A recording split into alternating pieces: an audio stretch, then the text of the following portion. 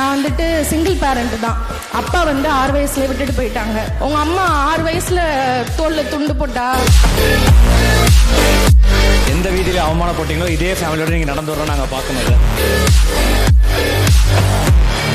அந்த துண்டை இறக்கணும்னா உன்னால மட்டும்தான் முடியும். வெறும் 5 மாசத்துல நான் கிளியர் பண்ணேன். நீட்டேருக்குள்ள வந்துட்டீங்கனாலே உங்க பேர்ல ஒரு சென்ட்ரல் கவர்மெண்ட் வேலை இருக்கு.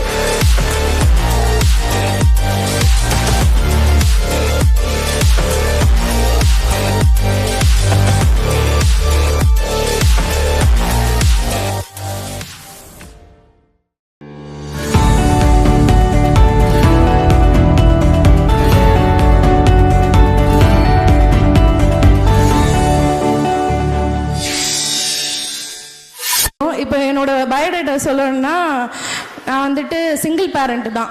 அப்பா வந்து 6 வயசுல விட்டுட்டு போயிட்டாங்க. அம்மா அப்புறம் அம்மாவோட அம்மா பாட்டி மட்டும்தான். ஆக்சுவலி சும்மா சின்ன ஒரு ப்ராப்ளம் தான், அப்படியே செப்பரேட் ஆகிட்டாங்க. அம்மா நினச்சிருந்தா விட்டு கொடுத்துருந்துருக்கலாம், ஆனால் வச்சு வளர்ப்பேன்னு சொல்லிட்டு கூட்டிகிட்டு வந்திருந்தாங்க. பூக்கட்டை தான் வச்சுருந்தாங்க பாட்டி. அம்மா வந்து ஒரு 6 வயசில் வேலைக்கு போக ஆரம்பித்தாங்க. அவங்களோட சின்ன பிள்ளையில சும்மா சின்ன சின்ன வேலை பார்த்து கட்டட வேலையிலேருந்து எல்லாத்துக்குமே போவாங்க. ஒரு நாளைக்கு ஒரு 200 100 வாங்கினா போதும் அப்படின்ற அளவுக்கு போவாங்க. நான் கொஞ்சம் பெரிய பிள்ளை ஆகிறப்போ வீட்டு வேலைக்கு போயிட்டு இருந்தாங்க. காலைல போனால் நைட்டு தான் வருவாங்க. அந்த வீட்டு வேலைக்கு மிஞ்சி போனால் ஒரு நாளைக்கு 200 300 அவ்வளோதான் கொடுப்பாங்க. எனக்கு இப்போ வரைக்கும் ஞாபகம் இருக்குது. ஒரு ஸ்கூலில் வேலை பார்த்துட்டு இருந்தாங்க. அந்த குழந்தைங்களுக்கு சாப்பாடு ஆக்கி போடுறது அந்த வேலையெல்லாம் பார்த்துட்டு இருந்தாங்க. அந்த குழந்தைங்க சாப்பிட்றப்போ நான் எங்கள் அம்மாட்ட கேட்பேன், நான் எனக்கு பசிக்குது அப்படி சொன்னால் என் முன்னாடியே சொல்லுவாங்க, வேலைக்காரியோட பிள்ளை வந்து எல்லாரும் சாப்பிட்டதுக்கப்புறம் தான் சாப்பிட்ணும் அப்படி சொல்லுவாங்க. அப்போ எங்கள் அம்மா சொன்னாங்க, அவங்க எல்லாரும் காரில் வராங்க பத்தியா, அவங்க எல்லாரும் ஒரு பெரிய இடத்துக்கு வந்துட்டாங்க, நாளைக்கு நீ ஒரு பெரிய இடத்துக்கு வந்து இந்த மாதிரி ஒரு ஆட்டிடியூட் காட்டக்கூடாது அப்படின்னு சொன்னாங்க. அப்படியே ஒவ்வொன்றா பார்த்து பார்த்து அந்த வீட்டு வேலை பார்க்குறவங்களாம் என்ன சொல்ல ஆரம்பிச்சிட்டாங்கன்னா, உங்கள் அம்மா 6 வயசில் தோலில் துண்டு போட்டா, அந்த துண்டை இறக்கணும்னா உன்னால் மட்டும்தான் முடியும் அப்படின்னு சொன்னாங்க. அது அப்படியே ஆளை பதிஞ்சிருச்சு. அப்புறம் 10th ஒரு 450க்கு மேலே மார்க் எடுத்தேன். 12th வந்து 1030 எடுத்தேன். வீட்டில் ஃபுல்லாக ரிலேட்டிவ்ஸ் ஃபுல்லாக மேரேஜ் ஒரே மேரேஜ் ஃபோக்கஸ் தான். அம்மானால என்ன பண்ண முடியும், சிங்கிள் பேரண்ட்டு, அமௌண்ட்டும் இல்லை, சொந்தக்காரங்க தான் நல்லது கேட்டதுனா வந்து நிற்பாங்க. அவங்களுக்காக சரின்னு என்னையும் ஃபோர்ஸ் பண்ண ஆரம்பித்தாங்க. ஆனால் அம்மாவுக்கு அதில் உடன்பாடு இல்லை. வேறு வழி இல்லாமல் எனக்கு ஆக்சுவலி பிஃபார்ம் தான் என்னோடய இன்ட்ரெஸ்ட்டு. நானும் அக்காவும், இது என்னோட அக்கா, 2 பேருமே ஸ்கூல் விட்டு வேலைக்கு போவோம். அக்கா வந்து பின்னு கம்பெனிக்கு போவா. என்னை வந்து கேட்டாங்க, அம்மா வீட்டில் ரொம்ப வறுமையாக இருக்குது, நீ எங்கே போகிற, ஹாஸ்பிட்டல் போறியா இல்லை ஏதாவது பட்டாசு கம்பெனி வேலைக்கு போறியா அப்படி கேட்டாங்க. ஸ்கூல் விட்டு போனோம். நான் சொன்னேன், பட்டாசு வேணா, நான் வேணா ஹாஸ்பிட்டல் போகிறேன் அப்படி சொன்னேன். 7th ஸ்டாண்டர்டில் வேலைக்கு போக ஆரம்பித்தேன். ஈவினிங் ஒரு 5 o'clock போவேன், நைட்டு 11 o'clock வருவேன். வெறும் 1000 தான் சம்பளம். இன்றைக்கி எனக்கு 1 lakh. அந்த வலி வேதனையெல்லாம் வந்துட்டு எப்படி ரியாக்ட் பண்ணுறது தெரில. அப்போது அந்த 1000 எனக்கு அவ்வளோ பெருசாக தெரியும். 12th வரைக்கும் அங்கே தான் வேலை பார்த்தேன். லைஃப்பில் ஒரு யார் எவருனே தெரியாது, கடவுள் அனுப்புவாங்கன்னு சொல்லுவாங்கல்ல, அது மாதிரி தான் அவங்க 2 பேர் டாக்டர்ஸு. நான் கிளினிக்கில் போனேன்.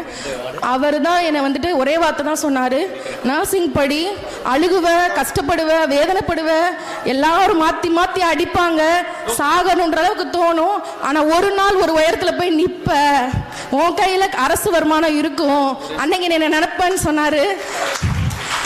அவர் வந்து எனக்கு ஒரு அப்பா ஸ்தானத்தில் இருந்தார். சரி, அவருக்காக வேறு விருப்பமே இல்லாமல் தான் மதுரை மெடிக்கல் காலேஜில் வந்து டிப்ளமா ஜாயின் பண்ணேன். டிப்ளமா ஜாயின் பண்ணதுக்கப்புறம் அப்போலோவில் ஒர்க் பண்ணேன். ஏன்னா 2 years ஒர்க் பண்ணணும். எனக்கு 2 ஐடியா தான். எங்கள் அம்மாவை வந்து வேலையை விட்டு நிப்பாட்ட வைக்கணும், ராணி மாதிரி வாழ வைக்கணும், அது மட்டும்தான் என்னோடய மோட்டிவ். சரி, ஃபாரின் போகலாம், இல்லைனா அப்போலோ போயிட்டு சென்ட்ரல் கவர்மெண்ட் எக்ஸாம் ட்ரை பண்ணுவோம், இல்லைனா ஸ்டேட் கவர்மெண்ட் எக்ஸாம் ட்ரை பண்ணுவோன்னு நினச்சேன். நான் ஃபாரின் போகணுன்னு சொன்னாலே எங்கள் அம்மாவுக்கு ரைகர் வந்துடும், விட்டுட்டு போகிறேன் ஏன்னா என் மேலே செல்லும். இந்த பிள்ளையை சின்ன வயசுலேயே கல்யாணம் பண்ணி கொடுத்துட்டாங்க. நான் கைக்குள்ளேயே இருந்தனால என்னை விட்டு கொடுக்க முடியல, வருமானமும் இல்லை, என்ன பண்ணனே தெரில. ஒரு கட்டத்துக்கு மேலே நான் வந்து பர்த்லேயே ஒரு 4.5 பேபி யூட்ரின் ப்ரொலாப்ஸ் ஆயிடுச்சு. அப்போவே சர்பின்வல்யூட்டட் ஆகிட்டு அதோட மூட்டை தூக்கி வேலை பார்த்து ரொம்ப யூட்ரஸ் ப்ரொலாப்ஸ் ஆகி சிகேடி அளவுக்கு போயிட்டாங்க. ரொம்ப ஸ்ட்ரகிள் பண்ணி அம்மாவே பார்த்துட்டு நானே பார்த்துட்டு தான் இருந்தேன். ஒரு லாஸ்ட் இயர் இருக்கும், ஓயாமல் யூடியூப்பில் காட்டுவேன், ஆல்ரெடி எய்ம்ஸில் ஒர்க் பண்ணியிருக்கவங்களோட வீடெல்லாம் காட்டுவேன். பார்த்துக்கோ, இந்த மாதிரி ஒரு வீட்டில் தான் உன்னை உட்கார வைக்க போகிறேன், நீ ஒருத்தவங்கள வேலைக்கு வைப்ப, எவ்வளோ சம்பளம் கொடுப்ப அப்படின்னு கேட்டேன். அப்போல்லாம் வைக்கக்கூடாது, நான் உனக்கு காலம் ஃபுல்லாக வேலை பார்க்குறேன், நீயே வேலைக்காரங்க வைக்கிற. அப்பயும் எங்கள் அம்மா ஒரு ராணி மாதிரி பேசவே இல்லை, அப்படியே தான் ஒரு மென்டாலிட்டியோட பேசினாங்க. அப்படியே காமிச்சிட்டே இருப்பேன். லாஸ்ட்டாக எனக்கு 2 years எக்ஸ்பீரியன்ஸ் வேணுன்றதுக்காக நான் ஒரு ப்ரைவேட்டில் நியூரோ ஐசியூவில் வேலை பார்த்தேன். கரெக்டாக எனக்கு எக்ஸ்பீரியன்ஸ் முடிகிற டைமில் பாட்டியும் டெத் ஆகிட்டாங்க, அம்மாவும் டெத் ஆகிட்டாங்க. இந்த இடத்துல வந்து உட்கார வைக்கணும்னு சொல்லி எனக்கு ஒரு 5 வருஷம் கனவு. எங்கள் அம்மா வந்து உட்கார வைக்கணும்னு சொல்லிட்டு ஸ்கூல்ல இருந்து அம்மா வரமாட்டாங்க, ஏன்னா வேலைக்கு போகணும். வேலைக்கு போகலன்னா சம்பளத்தை கட் பண்ணிடுவாங்க. எல்லா இடத்துக்கும் நன்னி தான் வருவாங்க, நன்னினா அம்மாச்சி வருவாங்க. ரொம்ப 2 பேர் எனக்காக என்னோட கஷ்டத்தில் இருந்தாங்க.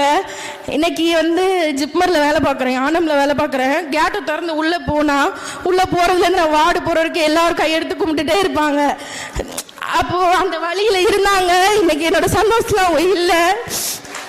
அவங்க இருந்ததுனாலும் இந்த பிள்ளையோட வர சொல்லியிருப்பாங்க. ஏன்னா அவங்க இறந்து போனதுக்கு அப்புறம் வந்துட்டு ரொம்ப டிப்ரெஷனில் போயிட்டேன். யாருக்காக வாழணும், நம்ம கல்யாணமும் பண்ணல, நம்ம பிள்ளையும் இல்லை, அவங்களுக்கான சந்தோஷத்தையும் கொடுக்கல, நம்ம யாருக்காக வாழணும்னு நினச்சேன். இந்த பிள்ளைக்காக வாழணும்னு தோணுச்சு. இந்த பிள்ளையோட பிள்ளைகளுக்காக. அக்கா இவ்வளோ தூரம் பண்ணுவாங்கன்னு தெரில. நான் ரிசைன் பண்ணதுக்கப்புறம் இந்த 6 மாதம் எனக்கு ஹாஸ்டல் ஃபீஸ் கட்டி, என்னோட கோச்சுக்கு ஃபீஸ் கட்டி, நான் தூங்கினாலும் ஏன் தூங்குறேன்னு கேட்க மாட்டாள், படிக்கலைனாலும் ஏன் படிக்கலன்னு கேட்க மாட்டாள். ஒரே வார்த்தை தான் சொல்லுவாள், உன்னோட வெறிக்கு நீ போயிருக்க, நீ படிப்ப எனக்கு தெரியும், உன்னை நான் ஃபோர்ஸ் பண்ண மாட்டேன், நீ வரவே எனக்கு தெரியும், என்ன ஃபோன் பண்ணி அழுதாலும் பார்த்துக்கலாம் பார்த்துக்கலாம், நான் இருக்கையில் பார்த்துக்கலாம், நான் இருக்கையில் பார்த்துக்கலான்னு இப்போ இங்கே வந்து நிற்கிறாள். இனிமேல் ஒரு வாழ்க்கை வாழணும்னா இந்த பிள்ளைக்காகவும் எங்கள் அம்மா உருவத்தில் அங்கே 3 பேர் இருக்காங்க, அவங்களுக்காக தான் வாழணும்னு நினைக்கிறேன். அவங்கள இங்கே கூட்டிகிட்டு வரணும்னு ஆசைப்பட்டேன். அதுக்காக தான் நான் யானத்துலேருந்து தனியாக வந்தேன், அவங்கள இங்கே நிற்க வைக்கணும்னு சொல்லிட்டு. இவங்க இங்கே நிற்கிறது, எங்கள் அம்மாவும் எங்கள் நன்னியும் என் கூட நிற்கிற மாதிரி தான். அப்புறம் இங்கே எல்லாரும் வேலை வாங்கியிருப்பீங்க, வாங்காதவங்களும் இருப்பீங்க. மீட்டருக்குள்ளே வந்துட்டிங்கனாலே உங்கள் பேரில் ஒரு சென்ட்ரல் கவர்மெண்ட் வேலை இருக்குது. அது எங்கேயோ இருக்குது, அது பக்கத்தில் இருக்கோ தூரத்தில் இருக்கும், ஆனால் அது எங்கேயோ இருக்குது. நீங்கள் உள்ளே வந்துட்டிங்கன்னா அது கண்டிப்பாக இருக்குது. வெறும் 5 மாதத்தில் நான் கிளியர் பண்ணேன். என்னோடய வழி, என்னோட நகை எல்லாமே அடகுல இருந்துச்சு. வேறு வழி இல்லாமல் நம்ம அக்காவையும் கஷ்டப்படுத்துகிறோம், நம்ம எப்படியாவது வாங்கணுன்ற ஒரு வெறி இருந்துச்சு. அது உங்கள் எல்லாருக்குமே இருக்கும். மீட்டர் மேலே நம்பிக்கை வைங்க, என்ன மாதிரி நம்பிக்கை இல்லாமல் இருக்காதீங்க. எல்லோரும் 100% நம்பிக்கை வைங்க, 100% கிடைக்கும். ஆர்கே சாருக்கு ரொம்ப தேங்க்ஸ், ஓஜி மேம்க்கு ரொம்ப தேங்க்ஸ், எல்லாருக்கும் மீட்டருக்கு ரொம்ப தேங்க்ஸ். நான் ரொம்ப கடமைப்பட்டிருக்கேன். யானத்தில் போய் இப்போ நான் 1 மாதம் ஆகுது. டெய்லி ஒரு ஆள்கிட்டையாவது மீட்டர் பற்றி பேசிடுவேன். சேருங்க இப்படி ரெகுலர் கோர்ஸ் நடத்துவாங்க, இப்படி நடத்துவாங்க, எல்லாரும் பற்றியும் சொல்லுவேன். எல்லாரையும் அப்படியே இன்ட்ரெஸ்ட் ஆக்கிடுவேன். எனக்கு கொஞ்சம் பேச்சு திறமை இருக்கிறனால எல்லாரையும் கூட்டிகிட்டு வந்துடுவேன். இப்போவே என் காலேஜில் ஒரு 6 பேர் சேர்ந்துட்டாங்க. எல்லாரும் அடுத்த கோர்ஸ்க்கு ஒரு 8 பேர் வரேன்னு சொல்லியிருக்காங்க. அதனால் அந்த காலையில் ஒரு சார் சொன்ன மாதிரி பிராண்ட் அம்பாசிடராக தான் ஆக்கணும். நம்ம சவுத் எல்லாருமே போயிட்டு நார்த் பீப்புள்ஸ் மட்டும்தான் சென்ட்ரல் கவர்மெண்ட் வாங்க முடியுன்ற ஒரு இதை வந்து பிரேக் பண்ணணும். அது மட்டும்தான்.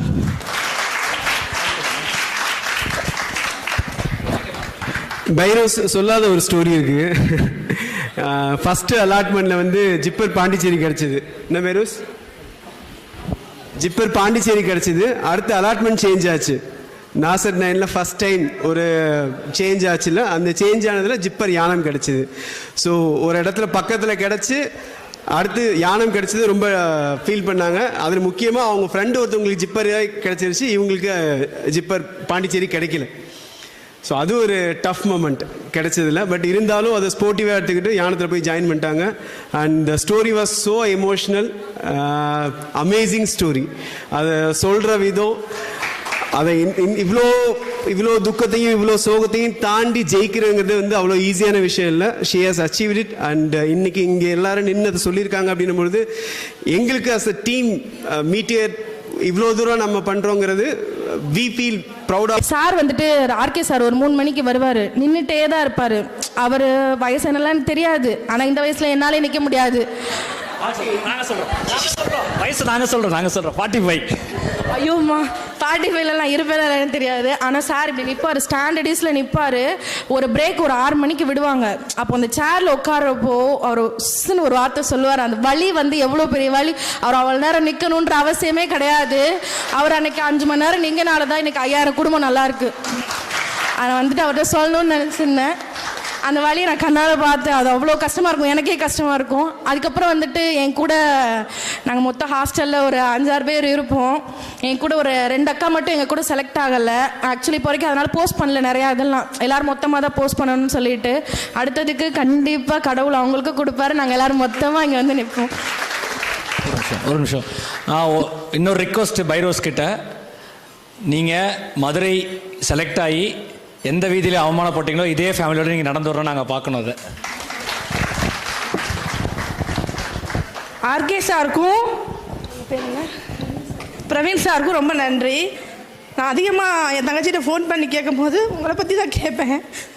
உன்னை பார்த்துக்குவாங்கன்னு நம்பி தான் நாங்கள் வீட்டுக்கு வந்திருக்கேன் அப்படின்னு சொல்லியிருக்கேன். ரொம்ப ரொம்ப தேங்க்ஸ்ண்ணா, ரொம்ப ரொம்ப தேங்க்ஸ் சார். உங்கள் எல்லாருக்குமே தேங்க்ஸ். இதுக்கப்புறம் நீங்கள் அழுக தேவையில்லை, பைரோஸ் இருக்காங்க உங்கள் கூட.